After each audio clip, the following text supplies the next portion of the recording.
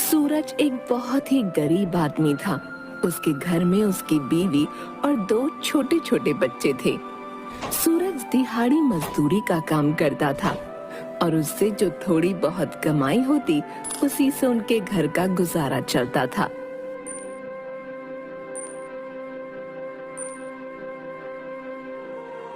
अभी बच्चे बहुत छोटे थे, इस वजह से उनका स्कूल का कोई खर्च नहीं था।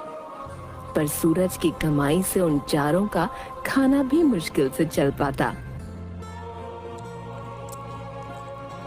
सूरज को कभी काम मिलता था, कभी नहीं।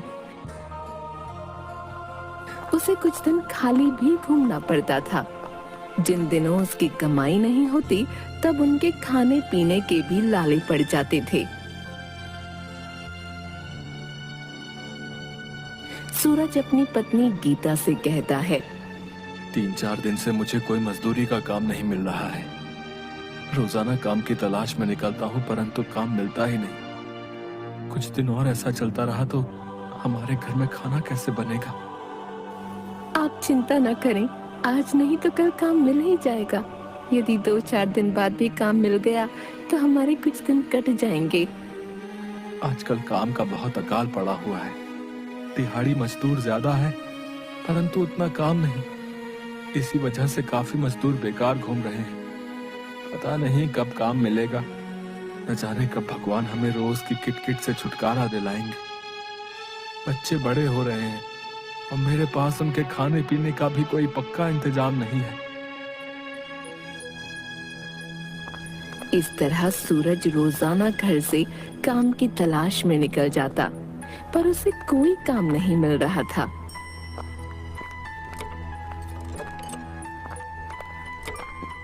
सूरज की बेटी गुड़िया का जन्मदिन आने वाला था। वो रोज अपनी माँ से कहती, माँ तुम्हें याद है ना, मेरा जन्मदिन आने वाला है। इस बार तो पिताजी मुझे नई फ्रॉक लाकर देंगे ना, उन्होंने मुझसे वादा किया है। गीता अपनी बेटी को दिलासा देते हुए कहती है, हाँ हाँ बिटिया, तुम्हारे पिताजी तुम्हें नई फ्रॉक लाकर जरूर देंगे। गीता अपनी बेटी गुड़िया को समझा तो देती है, पर मन ही मन वो काफी चिंतित थी। काम ना मिलने की वजह से घर में खाने के भी लाले पड़े हुए थे, तो गुड़िया का फ्रॉक कहाँ से आता। सूरज शाम को थका हारा वापस आता है।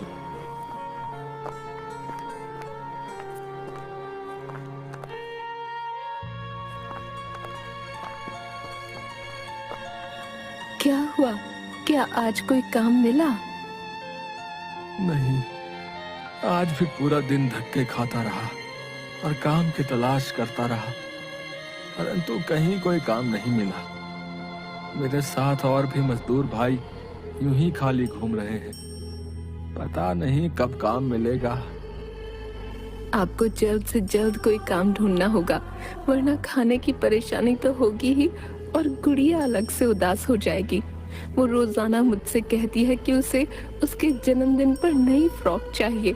अब यदि काम ही नहीं होगा तो पैसे कहाँ से आएंगे, और पैसे न हुए तो गुड़िया के लिए नई फ्रॉक कहाँ से आएगी। मैं भी दिन रात इसी चिंता में रहता हूँ, पर क्या करूँ।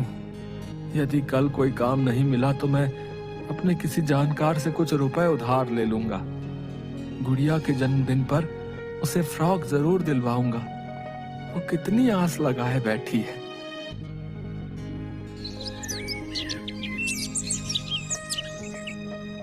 अगले दिन सूरज सुबह सुबह ही काम की तलाश में निकल जाता है। जगह जगह पर धक्के खाने के बाद भी उसे काम नहीं मिलता। वो निराश होकर शाम को घर लौट आता है। सूरज की बेटी का जन्मदिन पास आ रहा था और उसे ये चिंता सता रही थी कि उसकी फ्रॉक के लिए पैसे कहाँ से आएंगे। सूरज अपने एक दोस्त से कुछ पैसे उधार मांगता है। भाई, क्या तुम कुछ दिनों के लिए मुझे कुछ रुपए उधार दे सकते हो? मुझे सख्त जरूरत है भाई।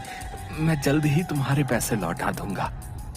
अरे भाई, तुम तो जानते ही हो आजकल काम की किल्लत चल रही भैया। मेरे पास तो अपने खर्चे के लिए भी पैसे नहीं है भाई। इस तरह सूरज 2-3 लोगों से पैसे मांगने की कोशिश करता है, पर कहीं से भी उसे पैसे नहीं मिलते। आखिर निराश होकर वो एक पेड़ के नीचे बैठ जाता है। सूरज मन ही मन सोचता है, अब मैं क्या करूं? भला मैं अपनी छोटी सी बेटी की इतनी सी इच्छा भी पूरी नहीं कर सकता? मैंने कितनी कोशिश करके देख ली, कोई काम नहीं मिला और ना ही उधार मिला। अब मैं क्या करूं? मैं अपनी बेटी की इच्छा जरूर पूरी करूंगा, चाहे इसके लिए मुझे चोरी ही क्यों ना करनी पड़े। हे भगवान, मुझे माफ कर देना। मैं अपनी छोटी सी बच्ची के आंखों में आंसू नहीं देख सकता, इसीलिए मैं चोरी करने जा रहा हूँ। बस ऐसा विचार मन में रखकर सूरज वहां से उठकर चल पड़ता है।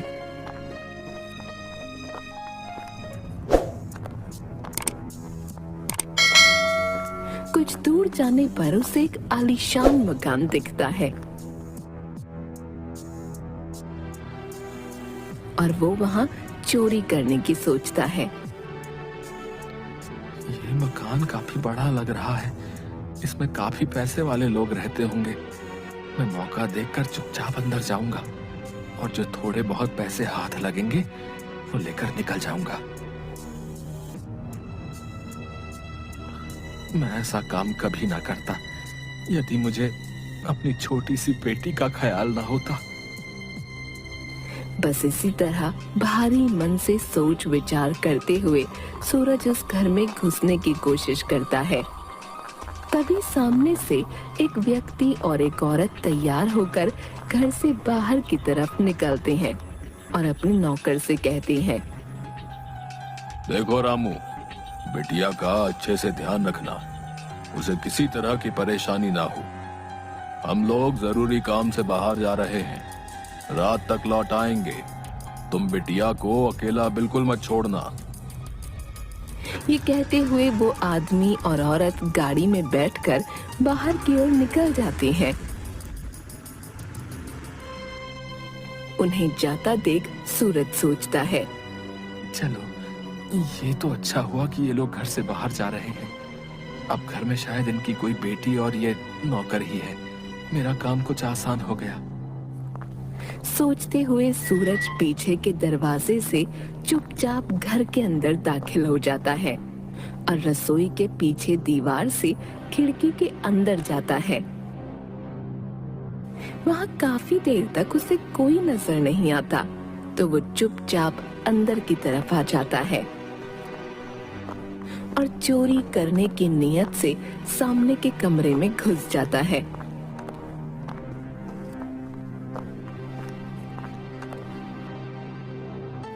सूरज देखता है कि मेज पर एक नोटों की गड्डी पड़ी है।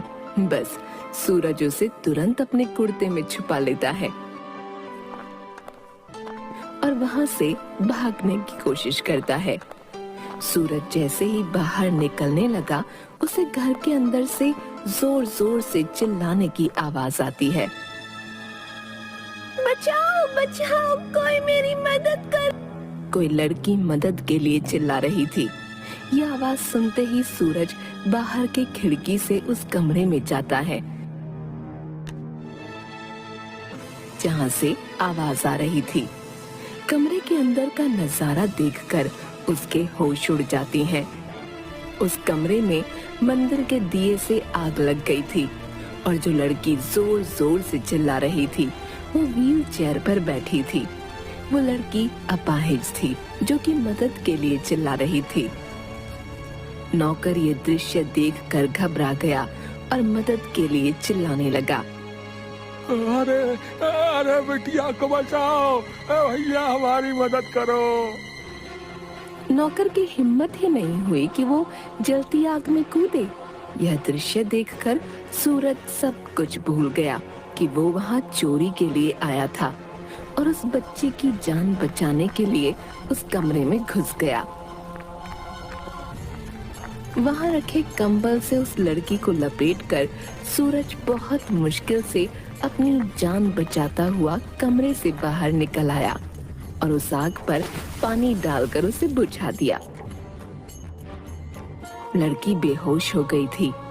अरे भाई, तुम्हारा बहुत बहुत शुक्रिया। तुमने हमारी बिटिया की जान बचा ली, वरना इस बेचारी का तो वहां से उठकर बाहर तक आना भी मुश्किल था।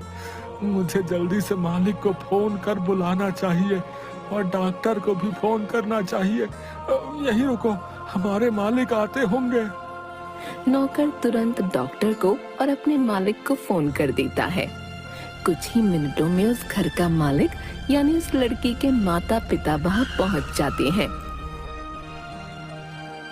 डॉक्टर तुरंत आकर उस लड़की को देखते हैं और कहते हैं, देखिए, घबराने की कोई बात नहीं है।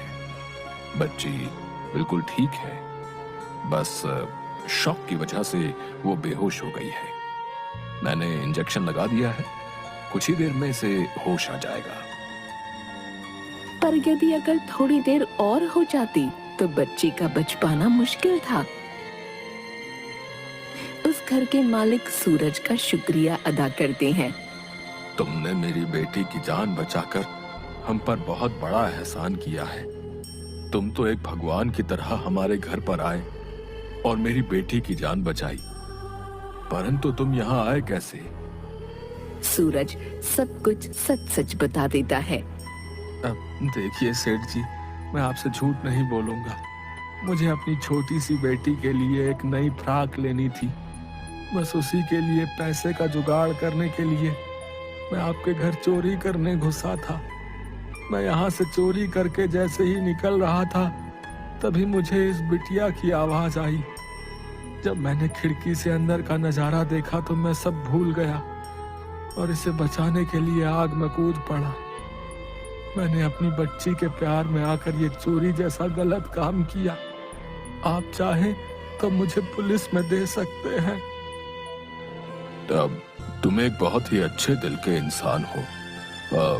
तुम तो यहाँ चोरी करने आए थे, परंतु मेरी बेटी को मुसीबत में देखकर तुमने अपनी परवाह ना करते हुए उसकी जान बचाई। ये तो एक बहुत अच्छे और ईमानदार इंसान की निशानी है। तुमने अपनी बच्ची के मुंह में और मजबूरी में ये चोरी की, तो भला मैं तुम्हें पुलिस के हवाले क्यों करूंगा? तुम बुरा ना मानो तो क्या मैं तुम्हारी बच्ची के लिए कुछ पैसे दे सकता हूं, जिससे कि तुम उसे सुंदर सुंदर फ्रॉक दिलवा सको, और ये हमारी तरफ से इनाम होगा। तुम्हें चोरी के पैसे से अपनी बच्ची के लिए कुछ लेने की जरूरत नहीं। आपका बहुत बहुत शुक्रिया साहब। मैं चोरी जैसा काम जिंदगी में कभी नहीं करता। यदि मैं मजबूर ना होता, मैं बहुत दिनों से काम की तलाश में धक्के खा रहा था, परंतु मुझे कोई काम नहीं मिल रहा था।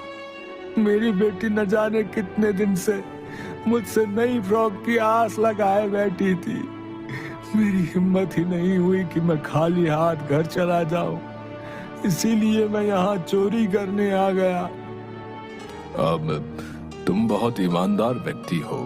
तुमने मेरी बेटी की जान बचाकर मुझ पर बहुत बड़ा एहसान किया है, जिसकी कीमत मैं कभी नहीं चुका सकता। परंतु मैं तुम्हारी मदद जरूर कर सकता हूँ। तुम कल से ही मेरे ऑफिस में आ जाना।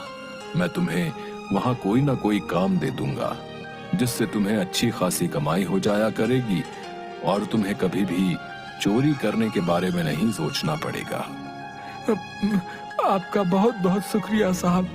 यदि आप मुझे कोई काम दे देंगे तो ये बहुत बड़ा एहसान होगा। मेरे बच्चे भूखे नहीं मरेंगे। घर का मालिक सूरज को 1000 रुपए देता है। सूरज खुशी खुशी बाजार से एक सुंदर सी फ्रॉक और एक गुड़िया लेकर घर पहुंचता है। उसे देखते ही उसकी बेटी खुशी से चिल्लाने लगती है, पिताजी आ गए, देखो देखो, वो मेरे लिए कितनी सुंदर फ्रॉक और गुड़िया लाए हैं। ये फ्रॉक पहनकर तो मैं राजकुमारी जैसी दिखूंगी। अब अपनी बेटी की ऐसी खुशी देख सूरज की आंखों में आंसू आ जाते हैं। सूरज अपनी पत्नी को सारी बात बताता है।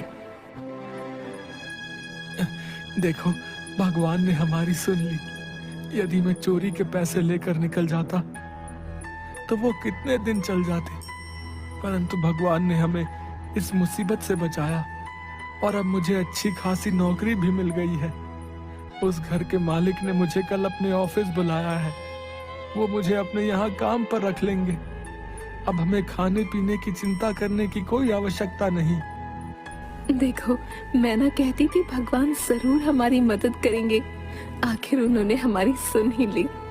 इसके बाद से सूरज बहुत मेहनत और ईमानदारी से ऑफिस में काम करने लगता है और अपने बच्चों को बहुत अच्छे से पालता है।